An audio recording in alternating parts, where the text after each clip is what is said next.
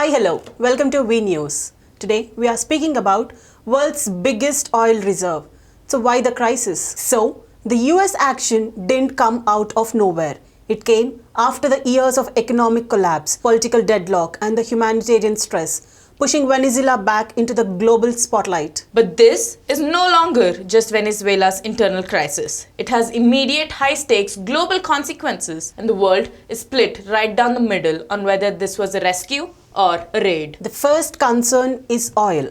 Venezuela holds the world's largest reserve. What happens to the global prices when the USA move from sanctions to direct control? For countries like India, which import the vast majority of their oil, this is a double-edged sword. While a stable Venezuela could eventually lower the prices, the current instability threatens a price spike that reaches every Indian household's fuel and transport costs. Then there is a reaction from the world's power. Russia and China have not just criticized the move, they have called it an act of aggression. Russia's UN ambassador described the operation as a return to the era of lawlessness. Moscow is particularly stung because Maduro was their most critical ally in the Western Hemisphere. China, meanwhile, is worried about its wallet, fearing that the 60 billion they loaned to Maduro might be wiped out by a US-backed administration. But it's not just adversaries speaking up. We are seeing a rare and a public split among US allies when the nation like Albania, Israel and North Macedonia have offered full-throat support. Others are much more cautious. Exactly. Take the United Kingdom's Prime Minister Keir Starmer.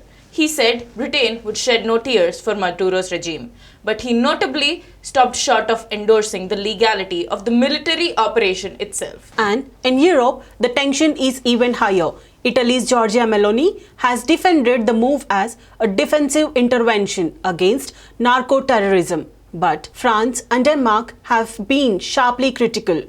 Denmark, a NATO ally, even told the UN Security Council said that the inviolability of the borders is not up to the negotiation, a clear jab at the US action. In our own neighborhood, Guyana has celebrated the move, hoping it puts an end to the Venezuela's threats against its own territory. But Colombia and Brazil have rejected the unilateral use of force, calling it a dangerous precedent for the South America. This raises a chilling question. If the US abduct a leader in its sphere of influence, does that give a green light for the China to do the same in Taiwan or Russia to push further into Europe? For India, the challenge is a delicate diplomatic tightrope. How does New Delhi protect its energy interests without being forced to pick a side in what looks like a new 19th century style struggle for global spheres of influence? The precedent is set, the rules-based order. We have talked about the decades in being rewritten in the real time. So this isn't just about Venezuela's future.